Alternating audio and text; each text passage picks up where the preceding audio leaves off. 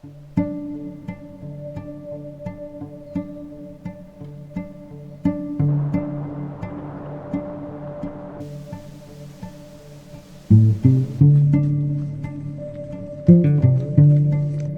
and then as they get into camp, he drops a sign somewhere, and you hang your...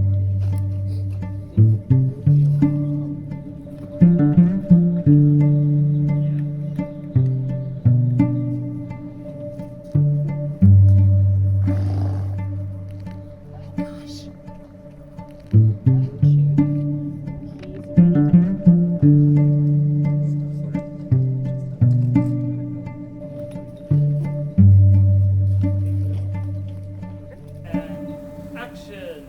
Recently, I had the incredible opportunity to work on a fairy tale movie.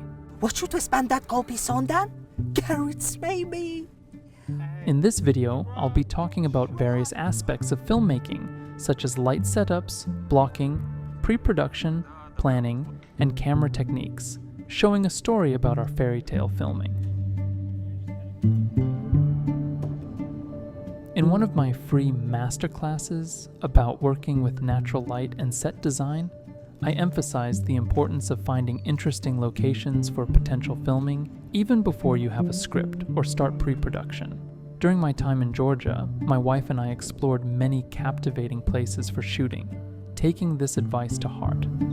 Felix the Fox, scene 1, shot 1, take 1. Allow me to introduce you to Ted, an incredible and adventurous person who had faith in our vision and provide us an ability to be a part of this project to bring it to life. He traveled all the way from the USA to Georgia to make this film here together.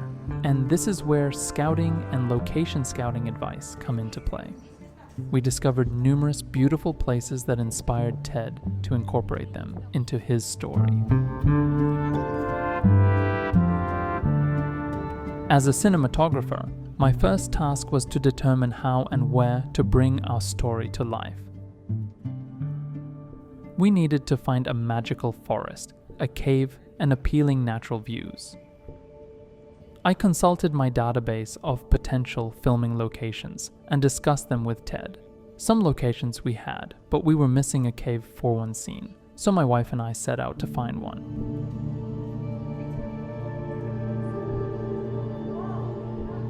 After locating all the necessary places, we returned to the major locations to identify the best spots for shooting. I also ensured that we had access to natural sunlight on set to be able to work with it without extra light sources. But anyway, when it came to shooting in the woods, I had to decide whether to use light source or rely on natural sunlight totally. Nevertheless, to be prepared for changing weather conditions, I brought a few lights as insurance.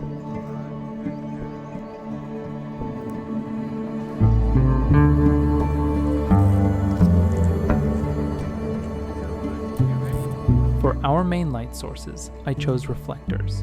These allowed us to harness the available sunlight and create beautiful back and side lighting. Yes, and then you're like...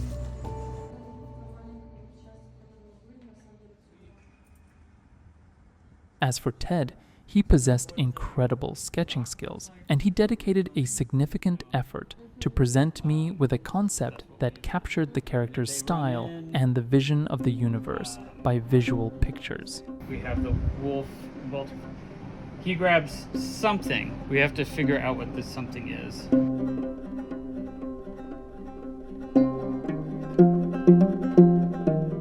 It's important to note that the film's color palette was carefully designed for a specific harmony, featuring plenty of red, orange, and green. We used this color harmony to select clothing for the characters and build the set design.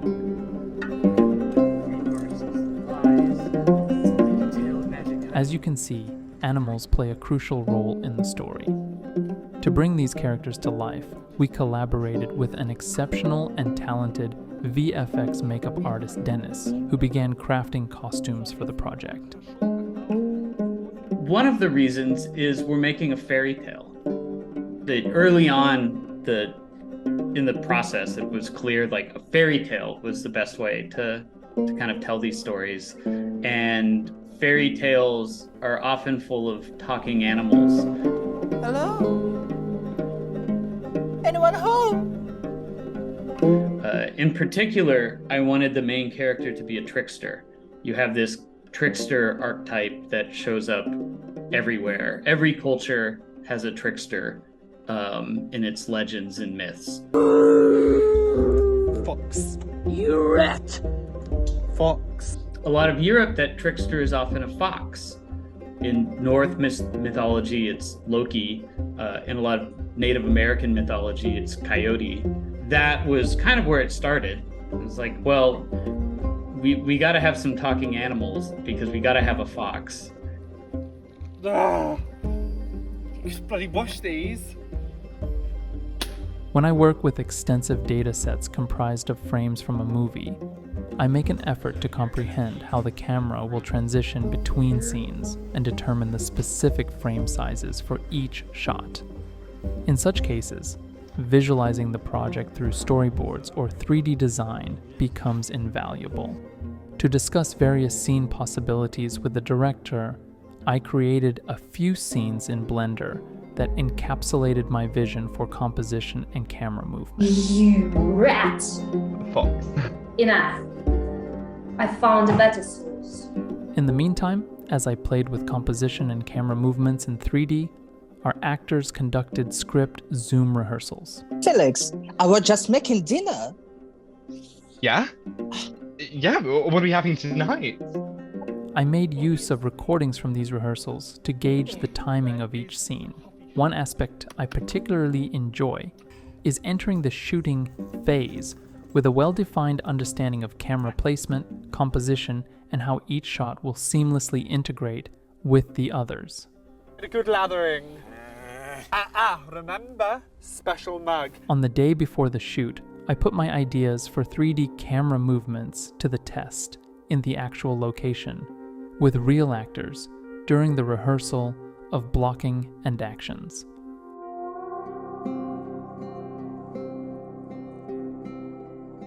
For a complete immersion into the world of the fairy tale, it was essential to portray the character's everyday life through our set design.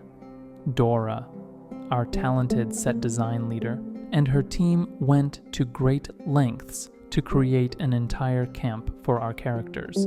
The nomadic appearance had to mirror the chaos and disorder of the place they call home.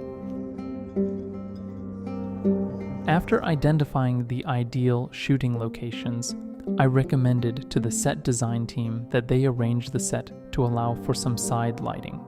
Before construction began, we collaborated on a plan that outlined how the camera would operate and where the characters would be positioned.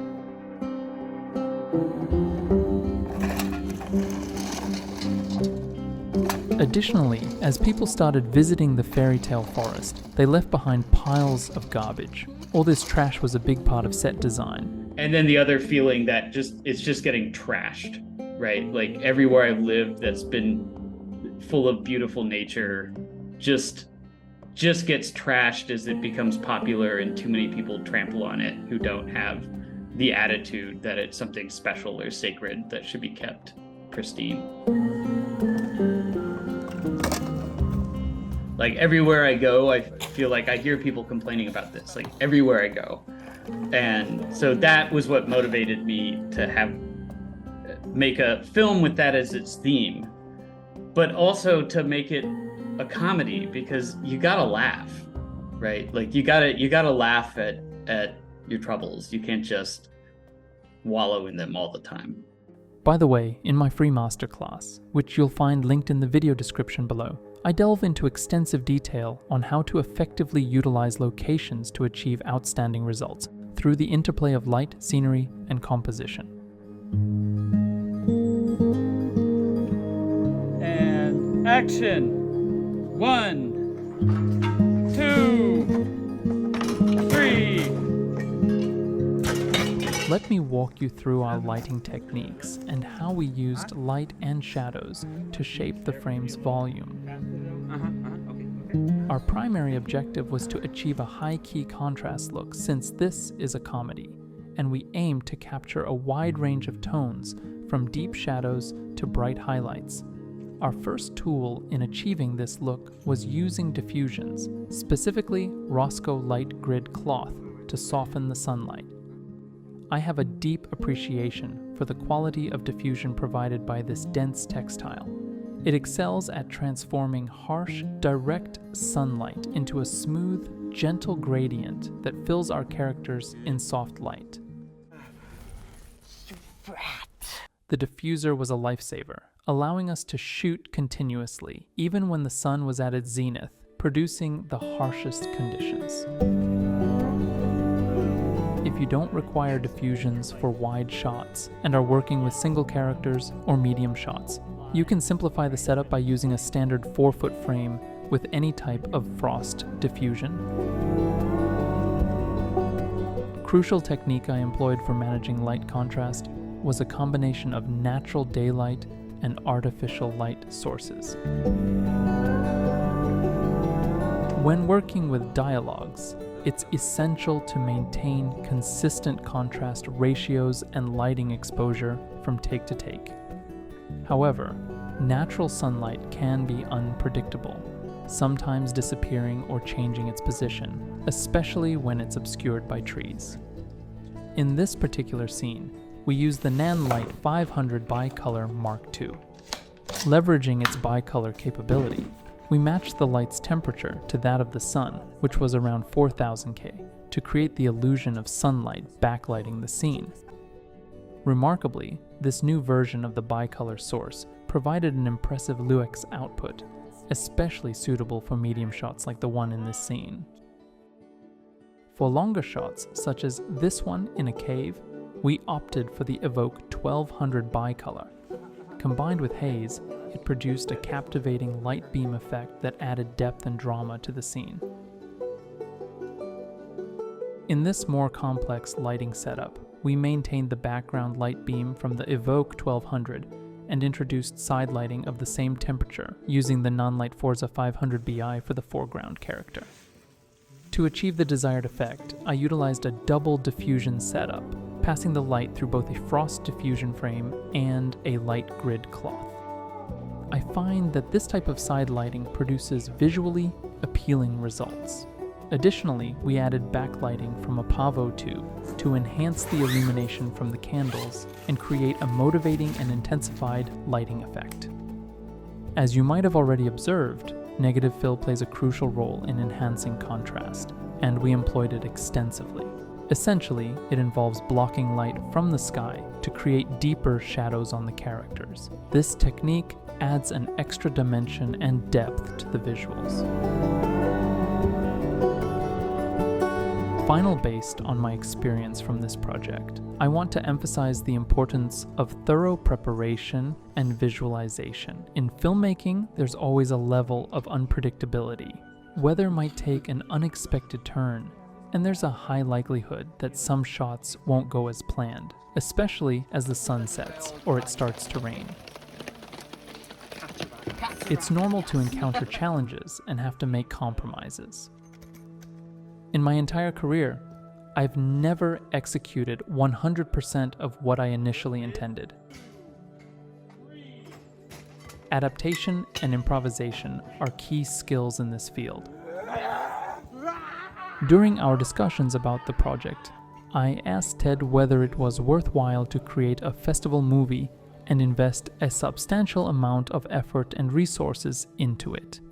It's a question many people have because everybody wants to make movies, but they don't know how to get into the industry. Well, so that's a great question. Personally, I think there's a difference between making art and making money. If you're trying to make money out of your art, especially in this industry, it's important to recognize what you're actually making is entertainment. And to some degree, I think it's wise to accept the idea that what you're making is entertainment for people. And especially if you're not going to fund it all yourself, if you have all the money to make your things, then I would say absolutely just make whatever you want. the person who has the money is the person who gets to make the movie at the end of the day. But if you have visions of movies you want to make that are bigger and bigger, that are large enough that you can't fund them yourself and you're going to need other people to help fund them, then I do think it's important to understand the motivations of those producers and executives and backers. Like, what is it that they want? And find people who have a vision that aligns with yours. I do think as artists, sometimes we can get a little too selfish and obsessed with ourselves, right? It's like the me show. What about me? I want to make this. I'm the artist. I want to do this. I want to do that. When you're collaborating with other people, when you're in this bigger ecosystem, I think it's more important to think about how can I be useful to other people? Like what value can I provide today to other people that gets me closer to my own goals, my own dreams? So it was just another step forward, but it wasn't just about the me show and what I want to do. It was about me trying to find collaborators and figuring out what can I give them that also gives me, gets me closer to what I want. And I think that's really the best attitude. If you just want to be a painter, you can just go paint by yourself and like not really care. But even there, if you want to live off of your paintings, that means you have to sell them, which means you have to get involved in a gallery scene and a social scene and an art scene. So I think there's no escaping it the moment money gets involved. And I think that's just, it might sound boring or not very arty, but just coming to terms with that is a really important thing, I think, for any artist working in this world.